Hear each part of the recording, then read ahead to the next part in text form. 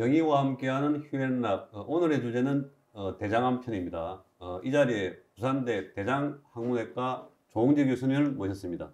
네, 반갑습니다. 네, 안녕하십니까. 네. 부산대학병원외과의 조홍재입니다. 네. 저는 주로 대장항문암을 주로 수술하고 치료하고 있습니다.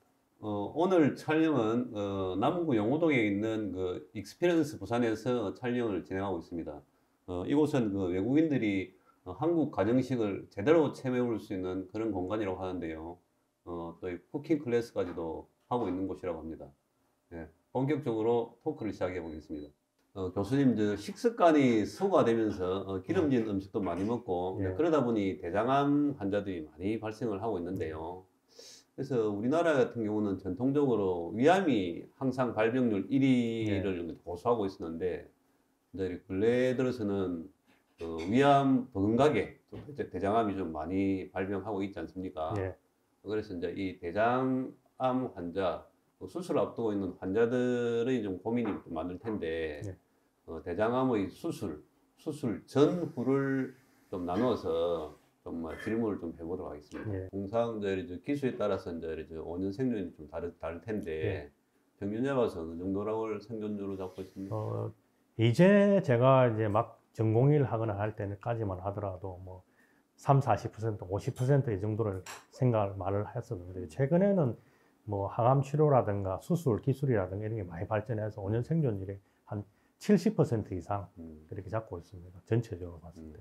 1기인 경우에는 5년 생존율이 한 90% 이상 훨씬 이제 좀 상당히 성적이 좋아지지 않습니까?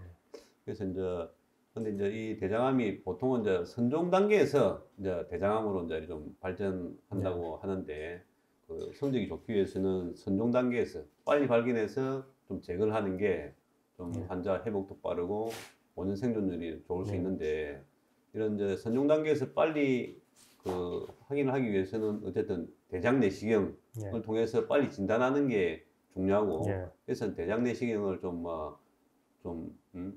일정 기간 내에 뭐 5년 내에 뭐 하라 뭐 이런 뭐 권장도 하는데 대장 내시경이 이제 뭐 중요성에 대해서 한번 좀 설명을 좀 해주세요. 우리나라에 아직까지 그 국가암 검진상에는 대장 내시경 자체가 처음부터 포함되어 있지는 않습니다. 그래서 그 항문에 이제 병 검사를 통해서 피가 있을 경우에는 대장 내시경이 이제 적용이 돼서 하게 되는데요. 실제로 이제 공고사항은 50세 이후부터는 대장 내시경을 뭐 할 수 있으면 하라 되어 있고 최근에는 이제 젊은 연령층의 발병이 많아서 40대부터는 하라고 되어 있습니다. 미국 같은 경우에는 보통 이제 굉장히 대장 내시경 비용 자체가 비싸기 때문에 한 10년에 한 번 정도 권유를 하고 있는데 우리나라 같은 경우는 사실 뭐 대장 내시경 비용 자체가 굉장히 좀 저렴한 편이라서 한 5년 단위로 해주시면 훨씬 도움이 되지 않을까 싶습니다.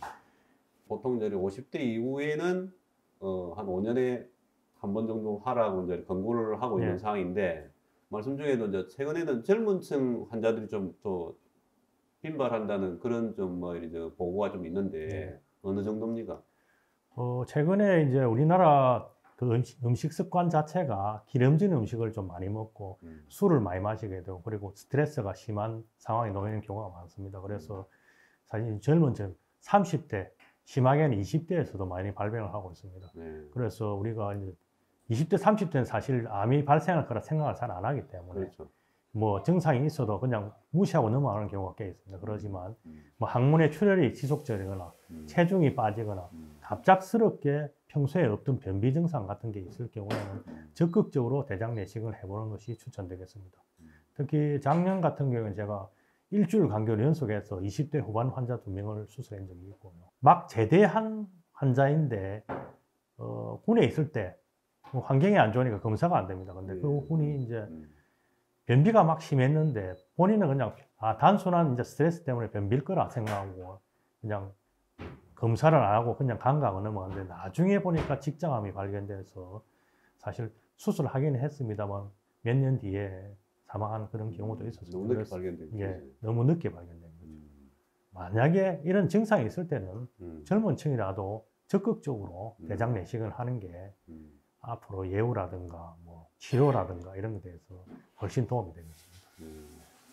20, 30대의 경우에도 대장암에서 피할 수 없는 그런 상황이 있을 수 있기 때문에 뭐 혈변이 나온다든지 갑자기 체중이 빠진다든지 그런 경우에는 검사를 좀 적극적으로 해봐라. 예.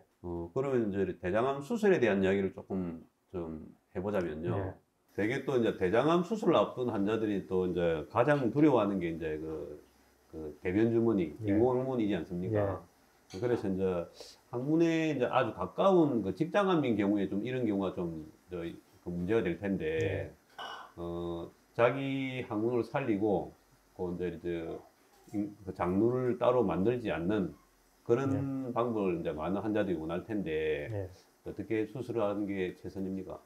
이전에는 항문에서 꽤 떨어진 부위에도 우리가 항문을 없애는 수술을 했었습니다. 한 80년대, 90년대까지는. 최근에는 굉장히 수술 술기라든가 수술 기구라든가 이런 게 많이 발전해서 항문에서 불과 한 2, 3cm 정도만 떨어져 있어도 항문을 보존하고 이제 자기 항문으로 나중에 배변을 볼 수 있는 그런 방법을 찾게 됩니다. 근데 이제 사실 그 직장암이 아주 아래쪽에 있을 경우에는 우리가 이제 이 수술 문합 부위를 좀 보호하기 위해서 일시적으로 인공항문을 뺄 수가 있습니다. 그럴 경우에는 이제 한 2~3달 뒤에는 보통 복원을 하게 되는데요. 근데 이제 사실 이게 기술적으로는 우리가 이제 항문을 다 살릴 수가 있는데 문제는 이제 너무 아래쪽에 있는 것을 수술해 가서 이제 그 직장을 다 절제하고 살렸을 경우에는 항문 기능이 현저하게 떨어지는 경우가 있습니다. 이럴 경우에는 오히려 인공항문보다 더 생활에 불편함을 느낄 수 있는 그런 경우도 있을 수 있습니다. 교수님, 이어서 이제 수술 후 상황에 대한 이야기들도 좀 여쭤볼까 합니다. 대장암 수술을 하고 나면은 이제 그 항암을 하게 되는데, 항암 치료를 하는 경우도 있고, 또 어떤 경우는 항암 치료를 안 하는 경우도 있는데, 좀 어떤 식으로 좀 구분합니까? 이제 대장암 같은 경우에는 보통 1기, 2기는 항암 치료를 안 합니다.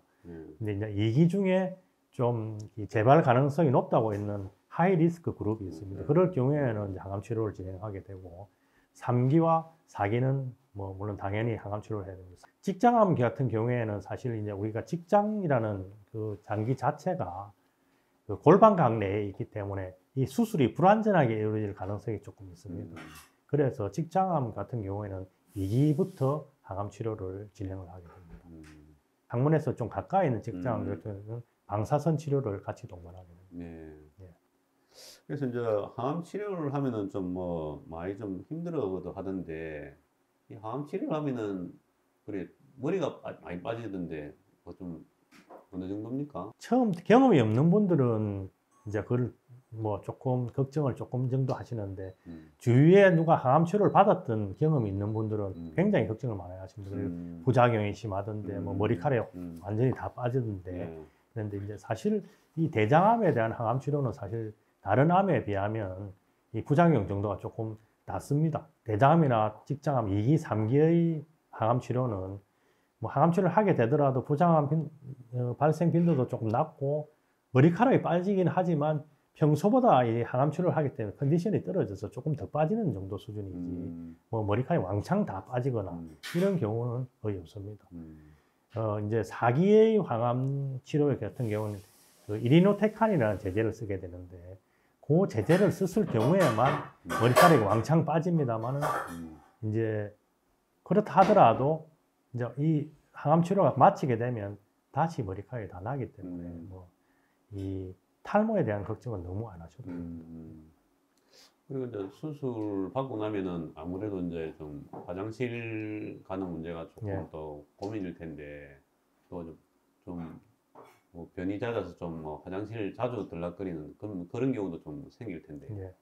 변이 잦아서 하는 경우는 이제 S상 결장이라든가 암이라든가 직장암의 경우에 이제 직장을 절제하는 경우가 있습니다.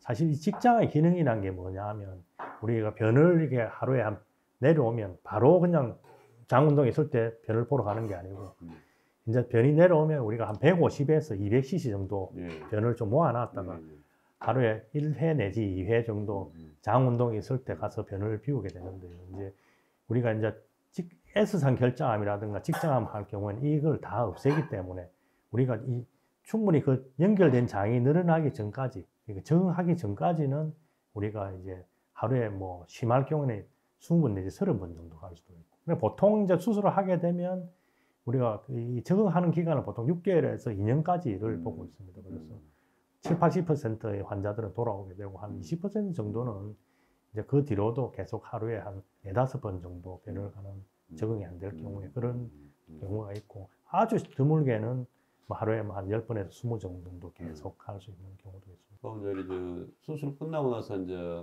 그 음식 섭취하는 것도 조금 저희 좀 많이 궁금해할 텐데 요즘은 또 빨리 이제 그 수술 후에 빨리 먹게 하는 게 좀 대세라고 하던데요. 지금 현재 이제 우리나라에서도 적극적으로 지금 도입을 하기 위해서 지금 연구를 하고 있습니다. 전통적인 방법을 따르면 뭐 수술하고 나서 방귀가 나오고 나면 그때부터 물 먹기 시작하고 뭐 미음부터 시작해서 죽 먹고 그러면 천천히 올라갔습니다. 그게 보통 한 수술하고 한 이틀이나 3일째부터 물을 먹기 시작해서 매일매일 조금씩 늘려갔는데요.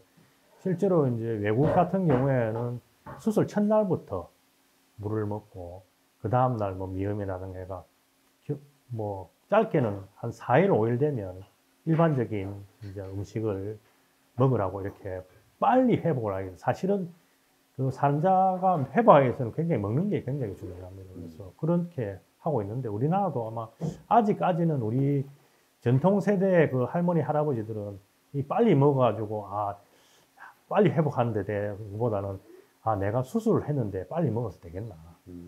조금 이게 예전에 우리가 한방할 때 천천히 하던 그 방식을 조금 아직도 생각하고 계시기 때문에 빨리 드리면 오히려 좀 더 거부감을 느끼는 경우가 꽤 있습니다. 그런데 사실 환자는 빨리 회복할수록 영양 상태가 좋아지고 뭐 암에 대한 재발 여부라든가 이런 게 있어서 좀 더 유리할 수 있습니다. 그래서 최근에는 가능하면 빨리 드시고 뭐 특별한 문제만 없으면 빨리 정상 시기로 빨리 진행하기를 권유하고 있습니다. 뭐 어떤 음식이 좋습니까? 대장암에 뭐 네. 교수님 뭐 이거 먹어도 됩니까? 저거 먹어도 됩니까? 질문 아주 많이 할 텐데 금기해야 될 그런 뭐 식품들이 좀 있습니까? 절대적인 금기라고 할 수 있는 만한 음식은 없습니다. 사실 콩도 먹으면 안 된다 이런 이야기를 하는 분들도 있더라고요. 네. 사실 콩이라 하면 우리가 이제 두부라든가 이런 게 굉장히 몸에 좋은 음식이라고 일반적으로 알려져 있는데 그걸 어디서 이제 자꾸 듣고 오셔서 이제 주위 사람이 자꾸 이야기하다 보니까 저는 영양은 농담으로 삼아 이거 다 제하면 흰죽하고 간장하고 딱 드시면 딱 맞습니다. 이런 말을 할 정도로 했는데 사실 이 우리가 대장암의 재발을 막는다든가 면역력을 회복하기 위해서는 사실 잘 드시는 게 굉장히 중요합니다. 골고루 잘 드셔야지. 우리 몸에 필요한 거는 탄수화물도 있고 단백질도 있고 지방도 있는데 이걸 한쪽만 탁 몰아서 드시게 되면 이 몸의 균형이 깨어지게 되면 오히려 이 면역력이라든가 뭐 회복력이나 이런 게 더 떨어질 수 있습니다. 사실 골고루 드시되 육식보다는 채식을 좀 더 많이 드시는 게 이게 더 유리할 것 같고요. 그러나 이제 뭐 대장암 같은 경우에는 수술하고 나면 장내 세균총이 변할 수 있기 때문에 수술하고 나서 한 6개월에서 1년 정도는 이제 회는 가급적 안 드시는 게 도움이 되겠습니다. 1년쯤 지나고 막 다 드시는 건 괜찮고 혹시 항암 치료를 하시게 되면 항암 치료 중에도 그 설사라든가 이런 부작용이 올 수 있기 때문에 그런 시기에도 조금 피하시는 게 좋습니다.